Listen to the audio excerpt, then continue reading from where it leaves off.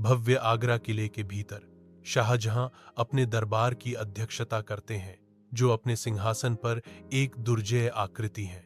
रणनीतिक विचार विमर्श के बीच मुमताज महल अपनी सलाह देती हैं। उनकी उपस्थिति ज्ञान और संतुलन का प्रतीक है। गहरी कोमलता के एक पल में शाहजहां मुमताज की ओर मुड़ते हैं। उनकी निगाहें प्यार और अटूट सम्मान बिखेरती हैं।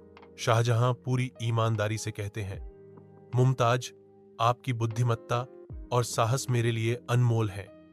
आपके बिना मैं कुछ भी नहीं हूं। उनके शब्द अदालत में गूंजते हैं। उनके बंधन का प्रमाण एक ऐसा प्यार जो शक्ति और कर्तव्य से परे है। दक्कन युद्ध शिविर के हृदय में शाहजहां के सैनिक सुस्त पड़े हैं।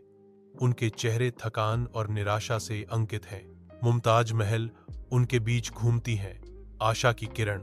उनकी उपस्थिति बढ़ती अंधेरे के खिलाफ एक नाजुक ढाल है। अचानक मुमताज महल को प्रसव पीड़ा होती है। उसका चेहरा दर्द से विकृत हो जाता है, कमजोर लेकिन दृढ़। मुमताज महल शाहजहां से एक वादा लेती है। उसकी आवाज फुसफुसाती है, मुझसे वादा करो कि तुम कभी दूसरी शादी नहीं करोगी, हमारे बच्चों का ध्यान रखोगे और मेरी याद में एक मकबरा बनाओगे जो दुनिया ने कभी नहीं देखा। पूरी चांद की चौकसी के तहत ताजमहल चमकता है, अमर प्रेम का प्रमाण। जबकि शाहजहां कैद में रहता है, उसकी आत्मा दुख से भरी हुई है। शाहजहां के चेहरे पर आंसू बहते हैं। हर बूंद एक ऐसे प्यार के लिए किए गए बलिदानों की गूंज है जो समय से परे है। रात की शांति में शाहजहां फुसफुसाते हैं, मुमताज, मैंने आपसे किया वादा पूरा किया है। ताजमहल हमारे प्यार के प्रतीक के रूप में खड़ा है और यह हमेशा बना रहेगा।